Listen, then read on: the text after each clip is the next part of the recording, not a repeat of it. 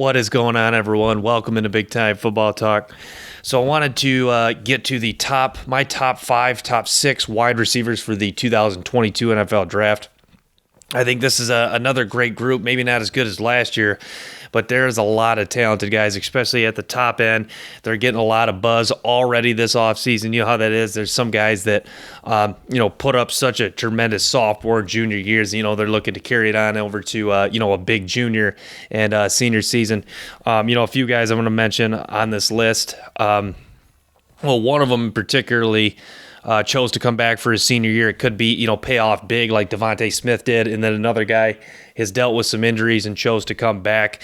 And my number one is going to be a little bit of a surprise here. You might disagree with it. That's fine. We can have a discussion in the comments. You can comment below, about my order and, critique and, give your feedback why. I'm always for disagreement, but just make sure you tell me why, and you have some something to back that up. So starting with number 6, this guy is kind of a surprise, is Jadon Haselwood, wide receiver from Oklahoma.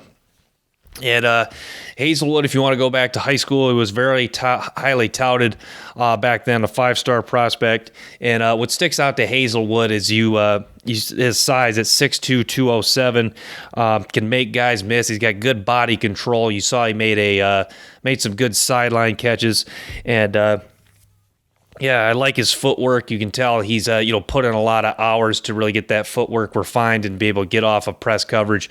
Getting off of press coverage is so crucial to the success of a wide receiver. He's a guy that competes for jump balls. Overall, pretty good competitor, and he's pretty fast top end speed. He's not a guy that's super quick, and not a super quick twitch guy, somewhat. But when he gets to top speed, it's pretty respectable. So in the 40, he might be a low 4.5, mid 4.5 guy. But he's a guy that when he gets up to the top speed, he might be running 18, 19 miles per hour, something pretty respectable. Just like I said. Not played a lot of football, injured towards ACL April of 2020, so he didn't come back till November of this year. And then in 2019, there wasn't a lot of opportunities there. Stepped up pretty big in that Baylor game when CD Lamb was ruled out because of injury. But he's done some good things, and it's just a small sample size. I think this year is key. For Haselwood, you saw Mims was a guy that really rose to the top for Oklahoma as their go-to receiver this year. But Haselwood going to get back on track in 2021. I think he's going to remind a lot of people of his talent and size, and I think people will kind of put behind the 2019-2020 campaigns that were lackluster. Just because of a small sample size. But Jadon Haselwood is a guy I really like. If you combine the size, speed, and guy with just a lot of potential and a key junior year for Haselwood. So number 6, Haselwood from Oklahoma.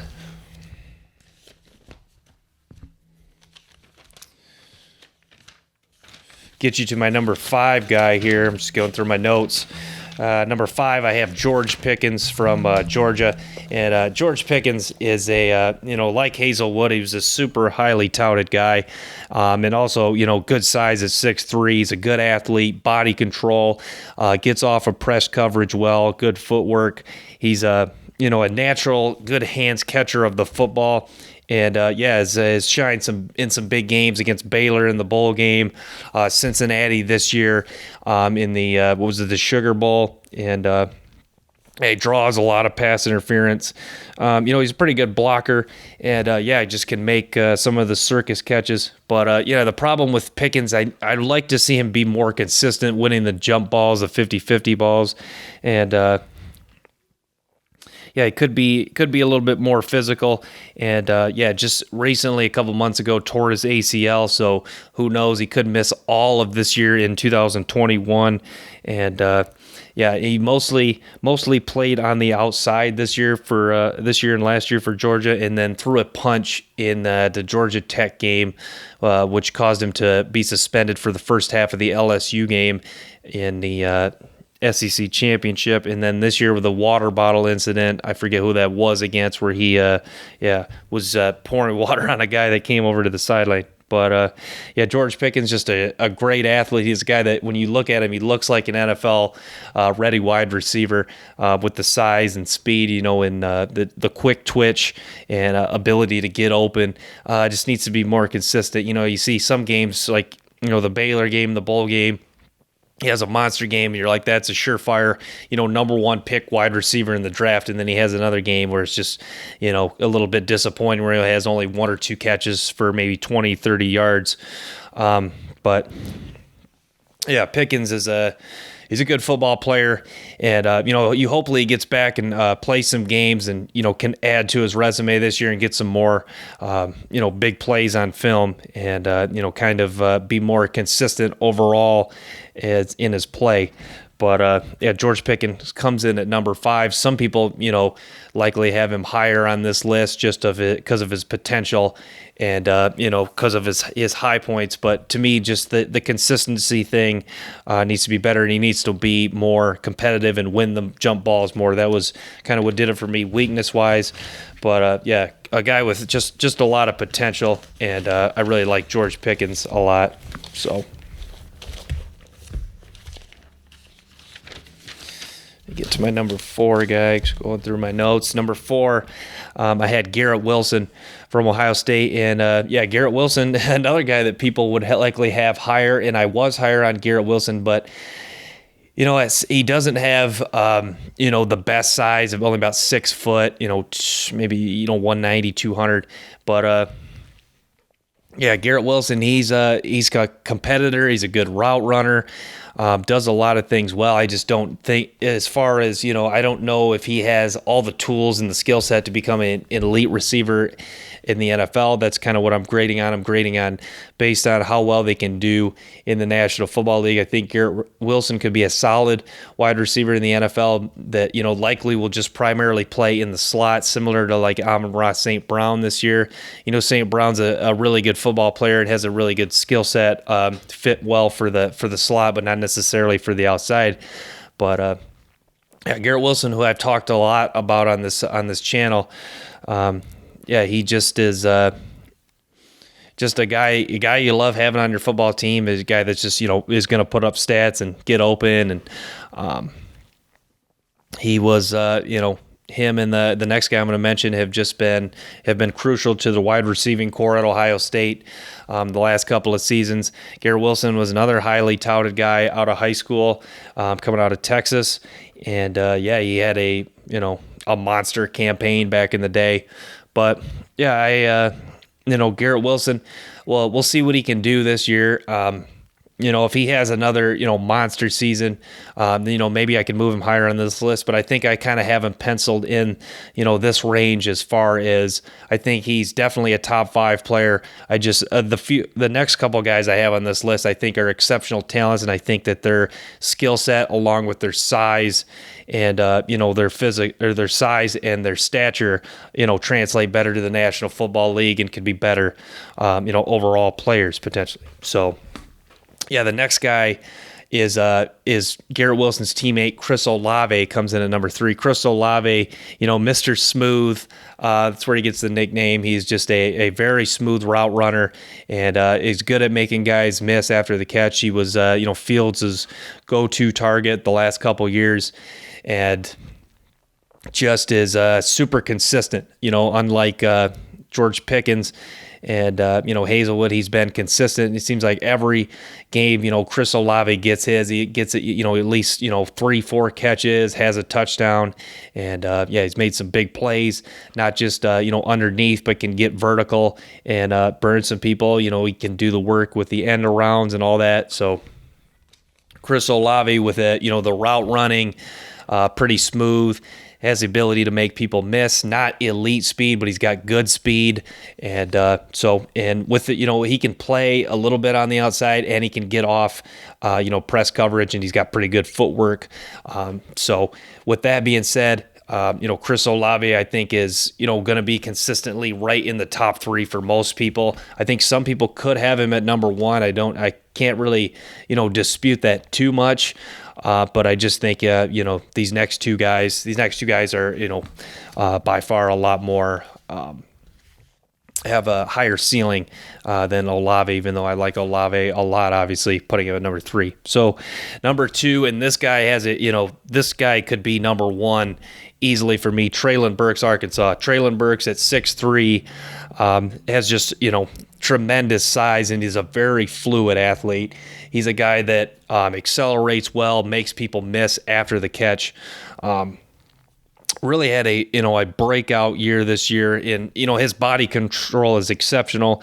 Had the one-handed catch versus Ole Miss this year, sideline catch versus Missouri, and the only downside to Treylon Burks from Arkansas is he primarily just plays in the slot. I'd like to see him play more on the outside just to see if he could get off of press coverage when he's playing on the outside. But yeah, they got him involved in a number of different ways, jet sweeps and, putting him in motion. And he shows a tremendous ability to block. And, I think he's a potentially 4-3, 4-4 wide receiver. And, he the only few minor things, had some drops in 2020, could come back to the ball more aggressively and, maybe run routes with a purpose a little bit better. But yeah, there's just a lot of good things. There's a lot to like about Treylon Burks, and he's a tremendous athlete. And, you can see him, having a lot of success in the National Football League, and his skill set with the size translating well. So that's why he comes in at number 2 for me, Treylon Burks, wide receiver from Arkansas. And then, so my number 1 guy, Reggie Roberson from SMU. Reggie Roberson is what comes to mind when you watch Reggie Roberson is the word explosiveness, because that guy is just so explosive with the ball in his hands. You saw against TCU, he has the ability to go up and make contested catches. It seems like almost, half the time he touches the ball, it's a big play. Has the ability to make defenders miss. Sadly, tore his ACL this year in 2020, but you saw, with him and Shane Buechele, that connection they had was just stellar. And that's, that kind of leads to maybe one of the only downsides that, Shane Buechele, maybe his exceptional quarterback play was more of a contributing factor into why, Roberson had so much success. I'm not trying to take I'm not trying to take anything away from Roberson, but having a good quarterback helps tremendously to a wide receiver. And you see guys like DJ Chark and guys that have come in the NFL the last couple of years. You saw that poor quarterback play in the NFL really hurt their production and led to them not getting drafted as highly. So you saw that Shane Buechele putting the ball in the money helped to more of the deep plays. Obviously, he still is good enough to create those. There just wouldn't have been as many. And I love, Roberson, there was just plays where he would get in the open field and he just turned it to another gear. So just things I look for, ability, the great footwork, getting off of press coverage, just pure explosiveness, accelerating in the open field, and ability to win contested catches. The only downside is the injury. And Robertson, a guy not getting talked a lot about, even in the top 5, and I just don't understand it, because I went and watched him play, and there's just so much to like, and there's just so much to get excited about. Talking about Reggie Roberson from SMU, so he comes into my number 1 wide receiver for me, and I'm so anxious to see what he can do coming off that ACL this year. Hopefully he gets back to full speed and helps out his football team.